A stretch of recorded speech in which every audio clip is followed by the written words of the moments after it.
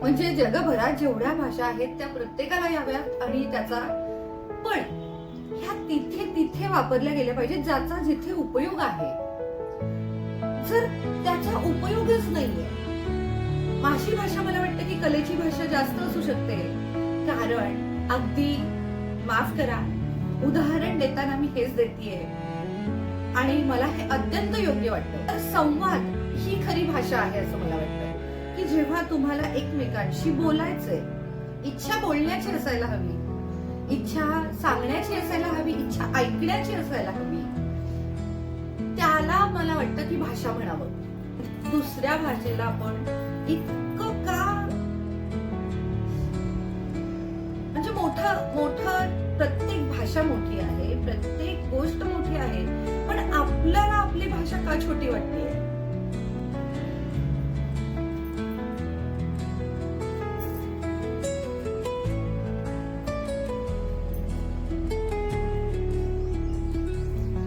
नमस्कार. कोस कोस पर बदले पाणी, 12 कोस पर वाणी. आता आजच्या ब्लॉगची सुरुवात मी ही अशी करतेय. याचं कारणही तसंच आहे. आज आहे मराठी भाषा गौरव दिवस. ज्ञानपीठ पुरस्कार विजेते प्रख्यात दिवंगत मराठी कवी वि.वा. शिरवाडकर म्हणजेच विष्णू वामन शिरवाडकर, ज्यांना आपण कुसुमाग्रज या नावाने ओळखतो, त्यांची आज जयंती आहे. आणि आपली मराठी भाषा हिचा वारसा ही किती समृद्ध आहे यासाठी आपण हा आजचा दिवस साजरा करतो. तेव्हा साहित्य आणि संस्कृतीचा सन्मान करण्यासाठी आपण हा आजचा दिवस साजरा करतो. कोस कोस पर बदले पाणी म्हणजे आपण कोसाकोसांवर गेल्यानंतर पाण्याची चव बदलते. काही पाण्यामध्ये क्षाराचं प्रमाण जास्त असतं, काही मध्ये कमी असतं, काही पिण्यायोग्य असतं, काही आपण पिऊ शकत नाही. म्हणजे हे पाण्याचं झालं. पण त्याचबरोबर त्या काही अंतरावर आपण गेलो तर वाणी पण बदलते. वाणी म्हणजे काय तर भाषा. भाषा म्हणजे काय तर बोलीभाषा पण. म्हणजे बोलीभाषा का तर प्रत्येक राज्याची भाषा तर वेगळी आहे, पण आपण महाराष्ट्रात आहोत तर महाराष्ट्रामध्ये थोड्या अंतरावर गेल्यानंतर भाषेमध्ये थोडा फरक जाणवतो. आणि तेव्हा असं जाणवतं ना की एकमेकांकडे थोड्याशा भाषेत बदल झाल्यामुळे वेगळं बघितलं जातं. तर म्हणून मला आज भाषाविषयी बोलावंसं वाटलं, कारण आज आहे मराठी भाषा दिवस. तेव्हा आज मला असं वाटतं की थोडंसं आपण बोलूया. आता कसं आहे ना की भाषेचा उपयोग आहे काय तर आपल्याला एकमेकांशी संवाद साधायचा आहे. आता संवाद म्हणजे काय तर मी जे बोलतीये, मला जे माझे मनामध्ये विचार आहेत हे तुमच्यापर्यंत पोचवायचे आणि तुमचे विचार हे मला ऐकायचे. आता माध्यम आहे ते हे चॅनल, तेव्हा मी इथे बोलतीये, पण जेव्हा तुम्ही मला एखादी कमेंट करून लिहिणार आहात तेव्हा लिहिताना जी भाषा वापरली जाते आणि बोलताना जी भाषा वापरली जाते यातही फरक आहे. आणि याचमुळे आपण प्रत्येक ठिकाणी जसं बोलू तसंच लिहू नाही शकत. जसं लिहू अगदी तसंच बोलूही शकत नाही. बोलू शकतो पण जसे की असं म्हणण्यापेक्षा मी सहजासहजी काय म्हणेन, जसं की ही बोली झाली. पण लिहिताना मात्र मला असं लिहावं लागेल की जसे की, म्हणजे ह्या ज्या गोष्टी आहेत ह्या व्यवहाराच्या दृष्टीने किंवा ह्या सगळ्या गोष्टीने अगदीच बरोबर आहे. पण जेव्हा आपण बोली भाषांमध्ये थोडस विचार करायचा झाला तर आपण काय विचार करतो असं मला थोडासा मनात विचार आला. आजच्या चॅनलची सुरुवात करताना आपली राहिलेली गोष्ट.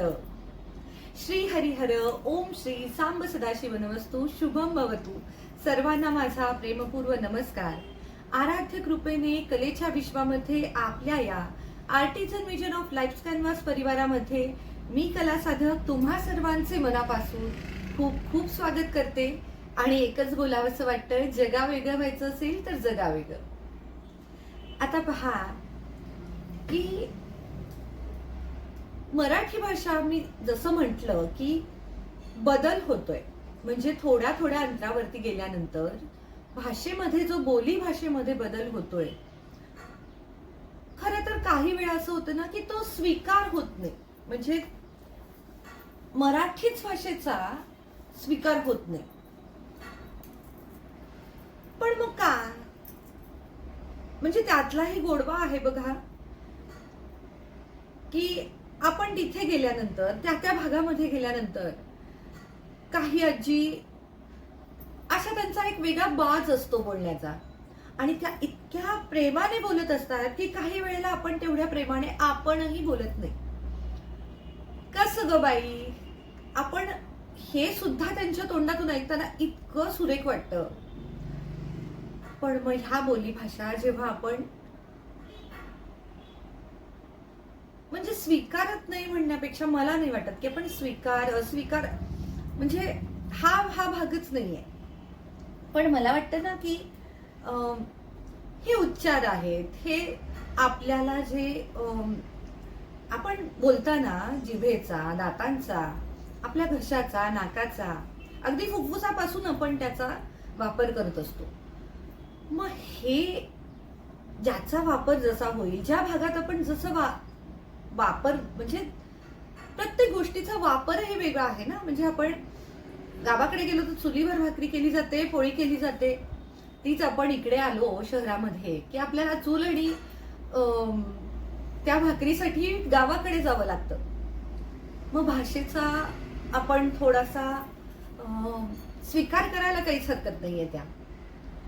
पण फार महत्वाचं आहे बरं का.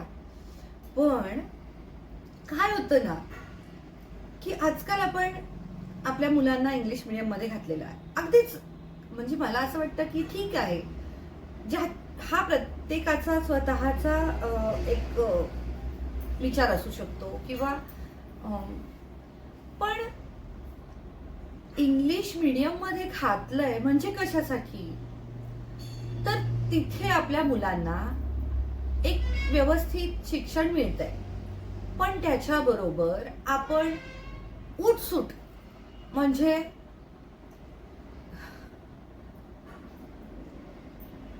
अरे वॉटर पिऊन घे, ऍपल खाऊन घे, अगदी म्हणजे व्हॉट्सअप ग्रुपवरती आपण बोलणार असेल, 2 शब्द आपल्याला एक्स्ट्राचे येत असतील. एक्स्ट्राचे म्हटले बरं का, की आपल्याला इंग्रजीचे 2 शब्द एक्स्ट्रा येत असतील तर आपण तेच वापरणार, आपण मराठी वापरत नाही. याने काय होईल, ज्यांना इंग्लिश येतंय चांगलीच गोष्ट आहे. म्हणजे मी तर म्हणते की 12 पगड जाती आहेत, तेवढ्या म्हणजे भाषा आहेत, अगदी म्हणजे आंतरजातीय आंतरराष्ट्रीय सगळ्या भाषा याव्यात. म्हणजे जगभरात जेवढ्या भाषा आहेत त्या प्रत्येकाला याव्यात. आणि त्याचा पण ह्या तिथे वापरल्या गेल्या पाहिजेत ज्याचा जिथे उपयोग आहे. जर त्याचा उपयोगच नाहीये, आपण जे बोलतोय ते समोरच्याला कळत नाहीये किंवा समोरचं जे बोलतंय ते मला कळत नाहीये, तर त्या भाषेचा उपयोग काय. म्हणूनच जेव्हा मराठी भाषा सोडून फक्त आपली एक मला हे येतंय हे दाखवण्यासाठी किंवा एक आपली प्रतिष्ठा म्हणणं चुकीचं ठरेल असेल, मान्य आहे. पण काही वेळेला हे होताना मी पाहते की मला हे येतंय म्हणून मी बोलतेय. अरे पण जेव्हा तुम्ही एका शाळेच्या व्हॉट्सअप ग्रुपमध्ये आहात समजा, तर तिथे एखादा IT कंपनी मधले पण पेरेंट्स असू शकतात, पण काही हे घरामध्ये, म्हणजे मी तर म्हणते की एखादी आई आपली कुठेतरी आजूबाजूला कामाला वगैरे जाऊन, किंवा एखादे रिक्षा चालक असू शकतात, त्यांचीही मुलं तिथे शिकत असतील आणि कदाचित त्यांना इंग्रजी येत नसेल, तर त्यांनी ते इंग्रजीमध्ये सफर का करावं?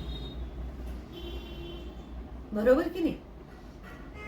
आपण एखादी गोष्ट आपल्या देवाला आपण आपल्याच भाषेत आवाज द्यायला हवा ना. देवालाही जर आपण आपल्या ओ गॉड म्हणणार असेल, तर मला थोडीशी चूक वाटते. आता पहा, आपण मराठी भाषा जर आपण राजे म्हटलो, तर प्रत्येकाला आपापल्या क्षेत्रामध्ये जे राजे आहेत त्यांची आठवण होते. मी महाराष्ट्रातली आहे, साहजिकच मला छत्रपती शिवाजी महाराज तेच आठवतात. आणि राजे जर मला लिहायचं असेल ना, तर मी कलाकार आहे. राजे म्हटलं की राजांच्या वरती शिरपेच आहे, मग त्यांच्या त्या वरती मी शिरपेच घालणार आहे. शिवाजी लिहिताना मी वरती जी म्हणजे वेलांटी देणार आहे तिथे शिरपेच घालणार. जर मला रेषा उडायची आहे किंवा रेष मारायची आहे लिहिलेल्यावरती, तर मी तिथे तलवार काढणार आहे.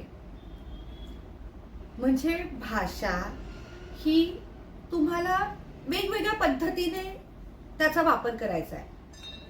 एखाद्याला त्याला त्रास होणार आहे समोरच्याला, तर त्या भाषेचा मला वाटतंय उपयोगच नाहीये. आता माझी भाषा मला वाटतं की कलेची भाषा जास्त असू शकते, कारण अगदी माफ करा, उदाहरण देताना मी हेच देतीये आणि मला हे अत्यंत योग्य वाटतं. आपण कुठेही जाऊ दे, आपल्याला जर स्वच्छतागृह वापरायचं असेल, म्हणजेच वॉशरूम वापरायचं असेल, तर बाहेर अगदी साधी चित्र काढलेली असतात. एकीकडे स्त्री, एकीकडे पुरुष, किंवा एकीकडे मुलाचं, एकीकडे मुलीचं. डोळ्यासमोर तुमच्या अगदी चित्र आलेलं असेल, मग तुम्ही खाली न वाचताही तुम्ही सहज तिथे आतमध्ये प्रवेश करू शकता. म्हणजे भाषा ही आपण एखाद्या आपलं जर का राज्य सोडून बाहेर गेल्यानंतर जर आपल्याला समजायचं असेल, जर आपल्याला संवाद साधायचा असेल, तर संवाद ही खरी भाषा आहे असं मला वाटतं. की जेव्हा तुम्हाला एकमेकांशी बोलायचंय, इच्छा बोलण्याची असायला हवी, इच्छा सांगण्याची असायला हवी, इच्छा ऐकण्याची असायला हवी, त्याला मला वाटतं की भाषा म्हणावं. आणि आता मी राहते इथे म्हणून मी अशी बोलतेय, पण काही वेळेला मी असं गावाकडे गेले, मी इकडून आलोय, आत्ताच मी तिथे जाऊन आलो, म्हणजे अगदी स्त्रिया सुद्धा आलोय असं बोलतात. आता हे व्याकरणामध्ये जाण्यापेक्षा त्यांचा जो तो बाज असतो ना ऐकण्याचा, खरंच कानाला तो फार गोड वाटतो. म्हणजे आपल्याला जर पुढच्याच ऐकायचं असेल, तिथल्या परिसराचा, तिथल्या आजूबाजूच्या जर आपल्याला अनुभव घ्यायचा असेल ना, तर त्या गोष्टींचा अनुभव घेणं खूप गरजेचं आहे. मी मगाशी म्हटल्याप्रमाणे जर आपल्याला चुलीवरची भाकरी खायची असेल, तर आजही आपण स्पेशल जाऊ, स्पेशल गावाकडे जाऊन चूल मांडून आपण भाकरी खातो, किंवा आजूबाजूला आपण त्या भाकरीचं हे करू शकतो.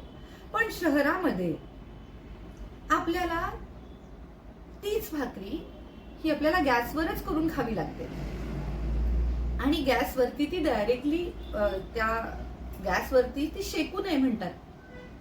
आता काही शब्द हे इंग्रजीतून आपोआप येतात.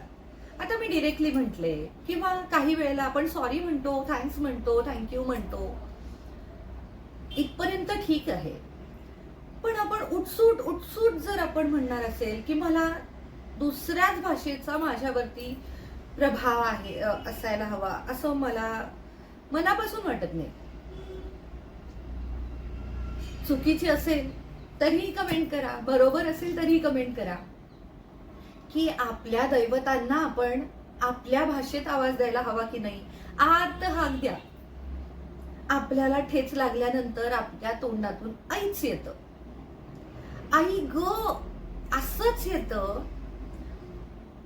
ओ माय गॉड मम्मा, म्हणजे अगदीच सगळंच इंग्लिशमध्ये बोलणार असतील ते बोलतही असतील, पण आपण सर्वसामान्य इतकं हे करायला जात नाही ना. तर मग का ह्याचा इतका आपण दुसऱ्या भाषेला आपण इतकं का, म्हणजे मोठं प्रत्येक भाषा मोठी आहे, प्रत्येक गोष्ट मोठी आहे, पण आपल्याला आपली भाषा का छोटी वाटतेय, हा एक मुद्दा फार महत्वाचा वाटतो मला. माझ्या भाषेचा अभिमान आहे, आणि जर मी त्यासाठी जर बोलले की मला अभिमान आहे, तर यात चुकीचं काय आहे. मला दुसऱ्या भाषांशी काही प्रॉब्लेम नाहीये, मला त्याच्याशी काही त्रास नाहीये. पण जर मी बोलतीये तर साधी गोष्ट जर बोलायची असेल तर तुम्ही मला मराठीतून सांगू शकत असाल, तर त्यासाठी तुम्ही ओढून ताणून एखादी दुसऱ्या भाषेची मदत का घेणार आहात. हा विचार मला तरी असं वाटतं की एवढा काही चुकीचं आहे असं नाहीये. आणि मराठी भाषेसाठी आपण प्रत्येकाने प्रयत्न करायला हवा की जेवढा जास्त बोलता येईल. तुम्ही सांगा आपल्या म्हणजे आता जी लोक असतील काही, ते पूर्वी येत ना की आजूबाजूला संस्कार वर्ग होते किंवा शाळांमधनं सुद्धा श्लोक शिकवले जायचे. आता अभ्यासक्रमच वाढलेला आहे, तेवढी हे नाहीये, म्हणजे काय म्हणतो आपण की तेवढा वेळच नाहीये शाळांमध्ये, तेवढे तासच होऊ शकत नाही. पण मग आजूबाजूला जेव्हा आपण एखादं मंडळ आहे किंवा एकत्रित येऊन काहीतरी करताय, तर तिथे ह्या गोष्टींना प्राधान्य द्यायला नको का. आणि मला असं वाटतं की प्राधान्य देताना प्रत्येकाला हे प्राधान्य द्यायला हवं, प्रत्येकाला प्रोत्साहन द्यायला हवं. तिथे आपण एखाद्याला, म्हणजे जर का कोणी श्लोक शिकवणार असतील तर त्यांना बोलवून आपल्या मुलांना ते श्लोक शिकवायला हवेत. तिथे आपल्या मुलांना आपण जे आपण आपल्या संस्कृतीमध्ये, आता शिवाजी महाराजांची सध्या आता मला असं वाटतंय की जयंती आता झाली आणि आता पुढे येईलही, तेव्हा आपल्या महाराजांसाठी जर आपण बोलणार असेल तर मला असं वाटतंय की पोवाडा म्हणायला हवा. प्रत्येक तुम्ही बघा ना की संतांची भाषा, परत आपण शाहीर हे जे पोवाडे म्हणायचे, ही भाषा, ह्या वेगळ्या भाषांमधनच प्रमाण भाषा आहेत ना ह्या. म्हणजे आपण तिथे जाऊन जर इंग्लिश मध्ये जर आपण नक्कीच करायला हवं. संभाजी महाराजांना सुद्धा इंग्रजी येत होतं, त्यांना भाषा येत होत्या, अनेक भाषा येत होत्या, परंतु ते उठसूट मला नाही वाटत की दुसऱ्या कुठल्या भाषेमध्ये बोलत होते. त्यांना जिथे गरज असेल तिथेच त्यांनी त्याचा वापर केलाय. मग आपण का दुसऱ्या भाषेचा इतका हे करतोय. आणि आपल्या मुलांना आपण ह्या गोष्टी जर देऊ शकत नसेल तर त्या कशा देता येतील ह्याचा विचार करायला हवा की नको. आपल्या मुलांना आपण मराठी भाषा काय आहे, शिवाजी महाराज काय आहेत. मला तरी वाटतं की शिवाजी महाराज हा एक विचार आहे, म्हणजे एक विचार नाही, अनेक विचार आहेत, आणि त्यातला एक जर विचार आपण आपल्या संपूर्ण जीवनात जर उतरवला तर मला वाटतं की एक आपलं जीवन अगदी सहज व्यवस्थित जाऊ शकतं. मग आपल्या मुलांना आपण शिवजयंती साजरी करताना किंवा इतर कोणतीही, म्हणजे आता गणपती आहेत, आपण नवरात्र साजरे करतो, जे असे काही सण आपण जे साजरे एकत्रित करतो, तिथे आपण आपल्या मुलांना काय प्रोत्साहन द्यायला हवं, काय करायला सांगायला हवं. उगाचच आपण दुसऱ्या काहीतरी ह्याच्यात अडकून आपण जे मूळ आहे ते बाजूलाच राहून जातं का, ह्याचा एकदा विचार करायला हवा. की ती कुठली तरी गाणी लावायचं, त्याच्यावरती नाचायचंय, मग तेच मोठेही नाचतायत, लहानही नाचतायत. आता हा भाग शिवाजी महाराजांचा हा पूर्ण वेगळा भाग आहे. पण मी एक सांगतेय की आपण मराठी जर म्हटलं ना, तर आपल्याला जे जे आठवतं, महाराज अगदी सहजच सगळ्यांनाच आठवतात. मग आणि तेव्हा मी सांगते की अक्षर लेखन, म्हणजे अक्षर लेखन करताना सुद्धा आपण भाषेचा कसा उपयोग करतो. तर शिवाजी महाराज लिहायचंय, राजे लिहायचंय, तर आपण त्या त्या गोष्टींचा, त्यांच्या अनुरूप ज्या ज्या गोष्टी आहेत त्याचा आपण वापर करतो. आणि आता ह्यापेक्षा वेगळं काही मला असं वाटतं की भाषेविषयी बोलण्यासारखं नाहीच आहे. कारण खूप असे मान्यवर आहेत आणि त्याचा अभ्यास असणारे साहित्यिक, कवी हे खूप सारे आहेत. पण मग तेच ना की आपण ही आज जी मराठी भाषा दिन साजरा करतोय तो कशासाठी आहे. तेव्हा मी आजच्या या भाषेच्या रंगासह आजच्या ब्लॉगची सांगता करते आहे. मी प्रत्येक वेळी वेगवेगळे रंग घेऊन येत असते, जसे की कलेचे, काही वेळी पर्यटनाचे, काही वेळी खाद्य संस्कृती, आपली अशी वेगवेगळी संस्कृती जी आहे, असे काही काही ब्लॉग घेऊन येत असते. तेव्हा मी आजच्या ब्लॉगची इथे सांगता करते आहे. तुम्हाला जर आजचा हा ब्लॉग आवडला असेल तर या आपल्या artisan vision of life canvas या वाहिनीला तिला पसंती द्या, तिचा प्रसार करा आणि हिचं सभासद व्हा. अर्थात लाईक, शेअर आणि सबस्क्राईब करा आणि बेल आयकॉनवर क्लिक करायला अजिबात विसरू नका, म्हणजे नवीन भागाला ती लगेच तुम्हाला मिळेल. पुन्हा भेटूया पुढच्या एका नवीन भागामध्ये अजून एका सुंदर अशा रंगाची उधळण करण्यासाठी. तोपर्यंत सर्वांनी आपापल्या आयुष्यातही सुरेख रंग भरत राहा. धन्यवाद.